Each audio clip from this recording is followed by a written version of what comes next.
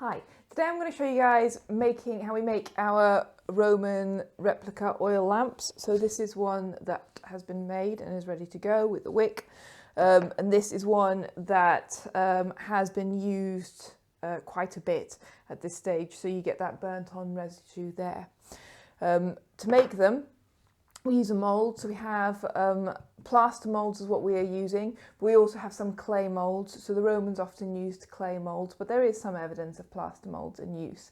They're a little more convenient and quicker and easier to make by modern standards than making one out of clay. So to begin with, we take our mould and we measure out the amount of clay. We know how much clay we want to use in it because from practice, tried and tested. Every lamp requires a slightly different amount, so it'll just depend. I usually dampen my hands slightly because what I'm trying to do now is get this ball of clay really smoothed off. I don't want to have any wrinkles or creases within the clay. It's not quite so important for the bottom of the lamp as it's facing downwards that there are no creases. It's more essential for the picture area of the lamp, but I do tend to make sure that it's all removed of creases. And the water on my palm just helps to soften the clay on the outside, but not too much, but softens the outside of the clay and allows me to easily get rid of any lumps and bumps and creases. The clay is then rolled into a sort of sausage, I suppose. I place it into the lamp and I begin by using my thumb and I work towards the back of the lamp there. I then clear the spout a little bit, so push into the spout. For me, this finger happens to just be about the right size, so kind of clear that. And then again, starting in the middle, I work backwards and then I start to push outwards. So we're spreading the clay as evenly as possible out throughout the mould. So you've got to get a nice balance of getting all of the designs pressed into place and getting the shape correct without thinning the clay out so much that your lamp becomes fragile. I then want to push the clay. It's really important the clay gets pushed up over the edge and then we'll trim it back. We don't want to work just up to the edge because if you do that you might not quite pull it up over the top of the edge, and then when you press the two sides of the lamp together you don't get a really good seal. So you want it to come up over the edge. Again, last thing I always do is make sure that nozzle is cleared. If we don't have good clearance on the nozzle, it's very, very difficult to get a wick in. So when we come to push the wick in, it'll block. So we want to be able to push that in easily without a problem. Then I trim back. I'm being very careful here because using metal tools on a plaster mould, you can very, very easily damage your plaster mould. It's very easy to just cut a little piece from there. Now I'm double checking my base. I want to make sure my base is nice and thick because you don't want oil seepage. So what I often do is the bit that I've trimmed off, I just press that into the base very quickly just to be absolutely certain that that base is solid and it's not going to be too fragile for whoever comes to use it. So that is the bottom of the lamp done, and the process is repeated with the top of the lamp. This time I really, really want to be very, very certain that I do not have any creases within the clay because they'll transfer onto there. If there's a crease in my ball of clay, it will be visible on the final product. So all creases must be removed. Again, I roll it into sort of sausage of clay, which tends to have a thinner side and a thicker side. So the thinner side goes where the nozzle is, the thicker side goes at the back. I usually end up with a kind of angle there, and again I want that angle downwards for my nozzle. Press that in, and the whole time for this I'm holding onto this piece of clay because I want this piece of clay to stay put whilst I'm working into it. If I accidentally shift the clay as I'm pressing into it, I'll shift the whole block of clay over slightly and then you'll get a shadow impression of the design. And we want as crisp a design as possible. So if we're getting a shadowing, it's going to muddy up the image and just make it a less beautiful object. and very, very slowly and steadily I work towards the edge. And it's a pressing rather than a smearing, so I'm pressing, pressing, pressing. I'm doing this very carefully and slowly because, again, if you do it too quickly, you can distort the design. You can end up with creating creases that weren't there when you started to press it in. So it's a slow, steady process to get it in properly. Just using my thumb. There. And once I'm happy the whole thing is in, I just very quickly smooth off any edges, and if there's a little bit of extra, that comes off too. To ensure that the two sides stick together really well, a small amount of moisture goes around, and then we're pressing them together. We've got to make very, very sure that we line up our natches so that these end up exactly lining up. So I line them up as carefully as I can, and then at this stage I can put pressure on, but I want to make sure those natches are absolutely lined up, or again I will damage my mould. And I'm pressing down a few times just to make sure that the seal between the two pieces of the lamp is a strong one.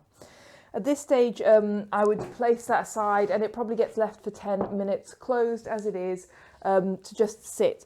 What will happen within the mould is that the clay will start to lose some of its moisture, and that'll be absorbed by the plaster. And as it absorbs some of the moisture, the join between the plaster and the clay kind of breaks, and the clay actually starts to shrink a little bit. So it shrinks back slightly from the mould, making it much easier for me to be able to remove the lamp from the mould. So whilst I leave that, I'm going to show you what happens when it comes out of the mould. We'll get that out of the mould in a minute. So once it comes out of the mould, this is what it will look like. You've got a sort of frill that's left from where the two pieces were pressed together, and the excess clay is squeezed out between the two parts of the mould. So this all needs to come off, and here I'm not quite sure what happened there. I don't know if I caught it with my finger or if there was just a tiny little crease in it that I hadn't noticed. So I'll smooth that off. And then this gets trimmed. These were such functional everyday objects that the trimming of them does appear to be fairly speedy. You get some very, very, very rough examples where clearly they've just been bashing them out at a very, very high rate. You also get examples where you can see where they've been manhandled, so misshapen by fingers and that sort of thing. So yeah, they came in varying degrees of neatness, but generally these ones were pretty speedily bashed out. If you wanted something really fancy, if you wanted to impress your friends, you wouldn't be getting a terracotta lamp, you'd be getting something in metal to really show off your high status. So just smoothing off the edges, it's often very visible, the tool marks of the person who made them. So again, we don't need to completely obliterate any evidence of it having been handled. It's all right to see a bit of tool marking on them, because the originals did have that tool marking on them. So there we are. That's nicely smoothed off, and then we have to cut the holes for finishing our lamp, so where our wick's going to go, and then this hole, which is the filling hole. So we use a cutter at an angle, we press it in, and then we roll the tool, and it's this point you'll be able to see whether you've got a nice clear nozzle, which we have. That will be absolutely fine. Where the hole goes, it didn't seem to be particularly important on the lamps. You'll see the same design with the hole in different places up here. That one's always there, but here sometimes it might be at the front or at the back of the wings. We tend to just do it underneath the stomach of Pegasus. There we are. Again, a roll. And now this needs to be left to dry for a little while, and what we will do is we'll then dip it in a red slip to finish it, and it'll get a little hole that just sits here. See if I can just sits here, and that is just to help oxygenate the wick when the lamp is in use, because if you fill it up with a lot of oil, the flow of oxygen up to the wick can be limited. So with a hole there, the oxygen can get in and continue to filter around and feed the flame. So I will get, hopefully this will come out nice and easily. It hasn't been 10 minutes, but we'll see. So there it is out the mould, and you can maybe better see how this frill occurs. And we just remove that.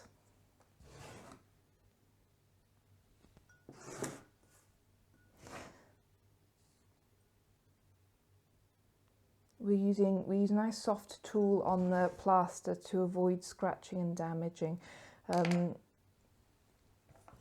It's important to the Romans, I'm sure, would have looked after their equipment, because if you look after your equipment, you can make more lamps.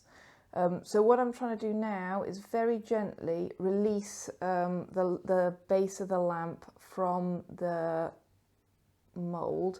So by pulling gently at it, I'm trying to get air in between the lamp mould and the lamp itself. And it's starting to come loose there, and just a gentle wobble and out it comes.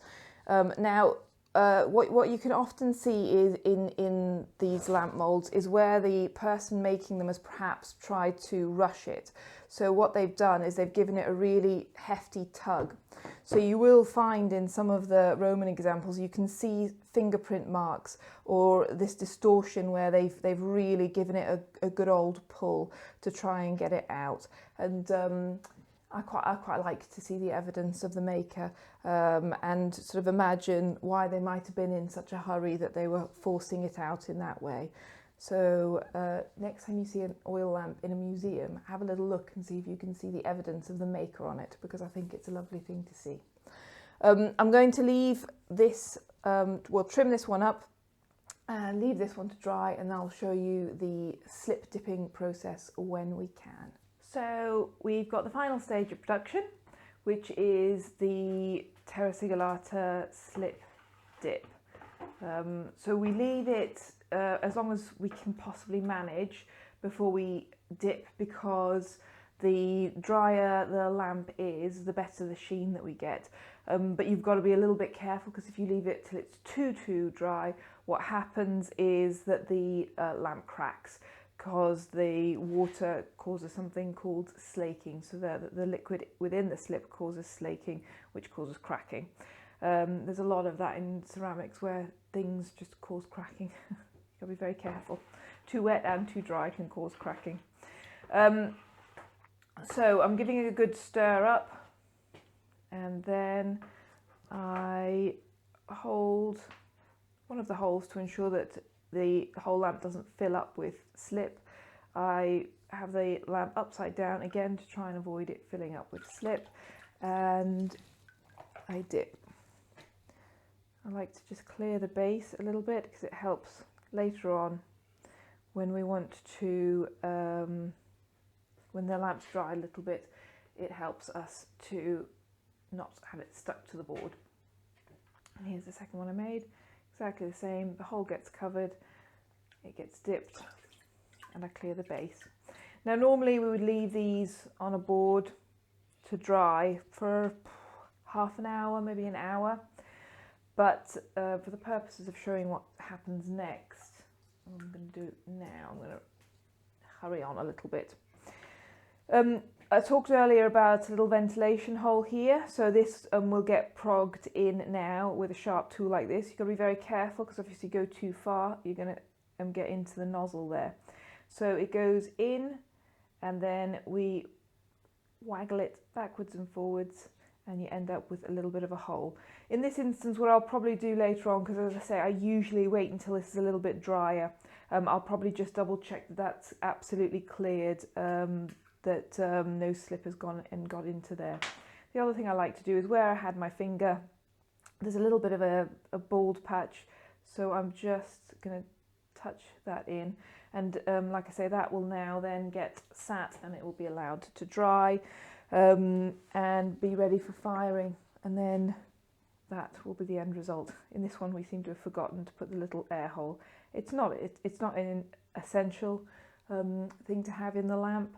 They do come without them, but it is ideal. I think, like us, the original makers perhaps either forgot or didn't appreciate the need for a hole, so that's possibly why.